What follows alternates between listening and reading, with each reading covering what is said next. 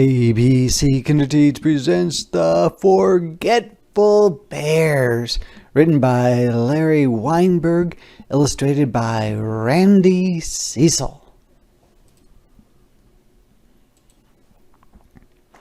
One spring morning, Mrs. Forgetful woke up and went to the window. "What a beautiful day," she said. "Wake up, everyone. Let's go to the country and have a picnic." "Hooray!" shouted Sally and Tommy Forgetful. "We'll make the lemonade."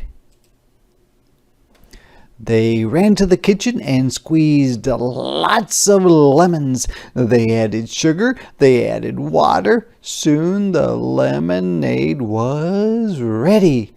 But they forgot about the picnic and drank it all themselves. So they forgot that they were making the lemonade for the picnic. So they said, this looks good. Let's go ahead and drink it. They forget everything. "I'll wake up Grandpa," said Mr. Forgetful. But he forgot where Grandpa's room was and walked into a closet. There on the shelf was his bowler hat. "Just what I'm looking for," he said, and put it on. Then he closed the door behind him and forgot to come out. So he went to look for Grandpa, and he didn't remember where Grandpa's room was. So he opens the door, and it's a closet instead. So he says, "Oh yeah, there's my hat." And then he says, let's just go ahead and shut the door. So he's stuck in the closet. He forgets everything. Soon, Mrs. Forgetful was ready to leave. "All right, everybody," she called. "Let's go." But she forgot where the front door was. Instead, she opened the door to the closet.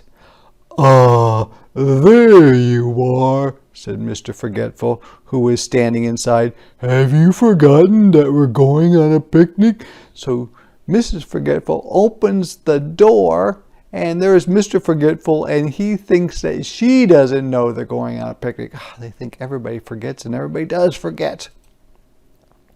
At last, the four Forgetfuls found their way out of the house. They piled into their car and drove off. Suddenly, Mrs. Forgetful cried out, "Turn back! I forgot the food!" Mr. Forgetful headed back for town, but he forgot what street they lived on and couldn't find the house. I think they must live in this red house. What do you think? So they start going out of town, and then they forget where their house is. They forget everything. Finally, Mr. Forgetful suggested that they look for their house on foot, which means walking along. They walked up one street and down another. "There's our house," cried Tommy Forgetful. "No, our house is red," said Sally Forgetful. Yeah, she's right. "I thought it was blue," said Mr. Forgetful. "Well, maybe we've moved," said Mrs. Forgetful. "I'm tired. Let's go back to the car." But where was the car? Nobody could remember. So they're walking along. They can't remember the color of their house. They can't remember where they parked their car. They probably don't even remember what their car looks like, right? Tommy Forgetful had a bright idea. "Let's split up," he said. "Each bear will walk in a different direction. The first one to find the car will honk the horn and let the rest of us know where it is." And so the four Forgetful Bears went their separate ways. So there's Papa, and there's Tommy, and there's Mom, and there's Sister. Ooh, this does not sound like it's going to work out, does it? Because if they forget, they're going to forget lots of things along the way. Mrs. Forgetful walked down the street where there were many stores. A supermarket sign said, "Big sale today." She forgot about the car and hurried inside to shop. Sally Forgetful walked down another street where there was a park. she forgot about the car and sat down to rest. Tommy Forgetful came to a bus stop. He forgot about the car and hopped on a bus. Mr. Forgetful kept walking and walking. He forgot about the car and walked straight out of town. So Mama Forgetful is shopping. Sally is sitting on a bench. Tommy's in the bus riding around. And of course, the father is walking out in the country. I wonder how they're ever going to get together.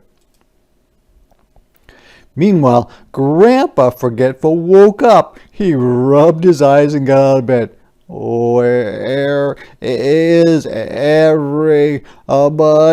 He shouted. He went outside to look. There, across the street, was the family car.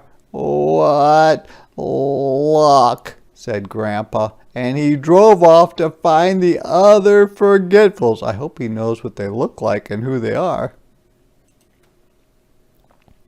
Soon he saw Sally Forgetful asleep on a bench. Poor child, she's tired, he said to himself. He stopped and carried Sally to the car. He found one of them. At least he found Sally. A little while later, Grandpa saw Mrs. Forgetful leaving the supermarket. Poor woman, she sure is loaded down, he said. He took some of her packages and helped her into the car. So, Sally and Mrs. Forgetful, we still need 2 more Forgetfuls, right? Well, at least they have some of the people, right? Some of the bears. Grandpa stopped for a light and saw Tommy Forgetful. Poor boy. Why is he riding on the bus? Grandpa honked the horn. Come with us, Tommy. So Tommy hopped off the bus and slid in next to Sally. Where are we going? Tommy asked. It's such a nice day, Grandpa said. How would you like to go for a picnic in the country? What a wonderful idea, said Mrs. Forgetful. Why didn't I think of that? She did think of it to begin with, didn't she? So they drove out into the country. Along the road they spotted Mr. Forgetful walking very slowly. Grandpa stopped the car.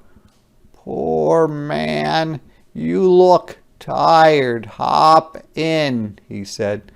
Thank you, Mr. Forgetful said, but I never accept rides from strangers. We're your family, shouted Mrs. Forgetful. I'm your wife, and this is your son, and this is your daughter, and this is your father. Well, in that case, said Mr. Forgetful, I guess I will get in the car, but don't tell me your names. I'm sure they will come to me. He doesn't even know if he knows their names.